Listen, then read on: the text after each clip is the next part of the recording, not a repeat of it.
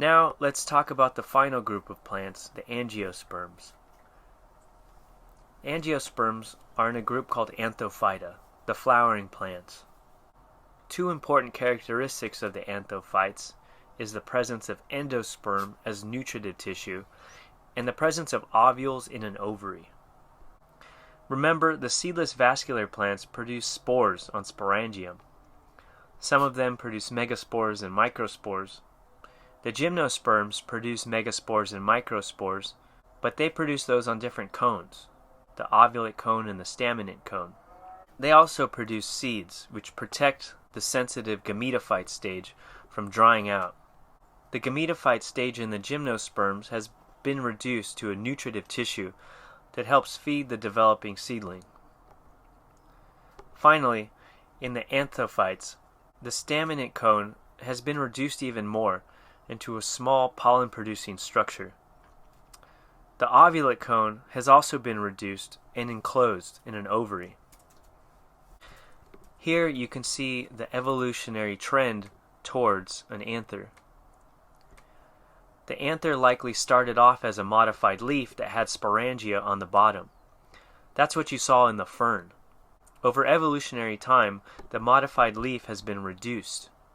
Finally, the modified leaf is almost completely gone, leaving just the sporangia exposed. The stem of the leaf is now called a filament.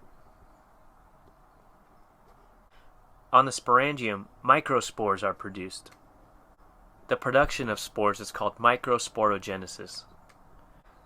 The young microspores then undergo microgametogenesis, which results in a pollen grain. We won't go into too much detail about the pollen grain, but keep this in mind. The resulting pollen grain has 2 sperm cells and 1 pollen tube nucleus. We've seen the pollen tube in the gametophytes, and its role is the same. It serves as a way of directing the sperm cells to the egg. In this case, we want to keep track of the 2 sperm cells. Let's look at an ovary and what happens when an egg is fertilized. A pollen grain, having left the anther, lands on the stigma. The pollen tube then extends down to the ovary. It delivers 2 sperm cells. Once the sperm cells enter the ovule, one fertilizes the egg. That will become the zygote and the embryo. The other sperm cell fertilizes the polar nuclei, and that creates endosperm, the 3N nutritive tissue. Remember that endosperm is a characteristic of these flowering plants. Following along on the bottom right, we see that the developing embryo, which is 2N, is surrounded by 3N nutritive tissue. That tissue supports the embryo in growing into a mature, developed sporophyte. Again, the dominant vegetative stage in the anthophyte life cycle is a mature sporophyte, which is 2N. Let's look at the 4 different basic life cycles we've seen in plants and think about them in the evolutionary context. On the top left is the moss life cycle. You can see the 1N spore grows into the 1N gametophyte, that is a haploid gametophyte. When the gametophyte is fertilized, we have the production of a diploid sporophyte, that's 2N. The sporophyte undergoes meiosis, and more 1N spores are created. Below that, we can see the life cycle of a vascular plant, a fern. Similarly, we have a spore, which in the external environment develops into a gametophyte.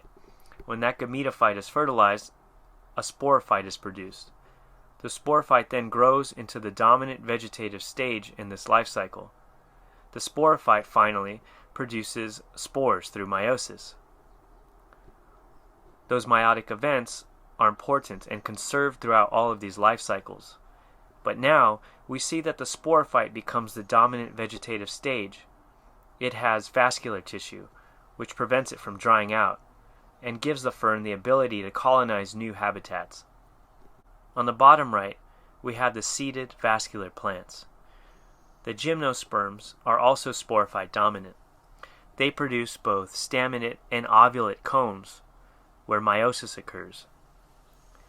The production of the gametophyte is now reduced, enclosed, and protected within the seeds. the seed's integument layer protects everything inside, and the gametophyte serves as a nutritious tissue to the developing embryo. Lastly, on the bottom right, we have a flowering plant. The flowering plant also has a sporophyte-dominant life cycle. Meiosis and the production of a gametophyte have all been heavily reduced, and all of these stages occur within the flower. Let's think about how dispersal occurs in all of these life cycles. Mosses distribute their spores through the help of wind and water. Similarly, ferns distribute their spores through the help of wind and water. Gymnosperms use wind and air currents to distribute both their pollen and their seeds. The flowering plants often use other organisms to help distribute both their pollen and their seeds. Where do you think coevolution might occur? That is, where might you see the evolution of other animals in relation to the evolution of plants' form and function? That will bring us into our discussion on plant form and function.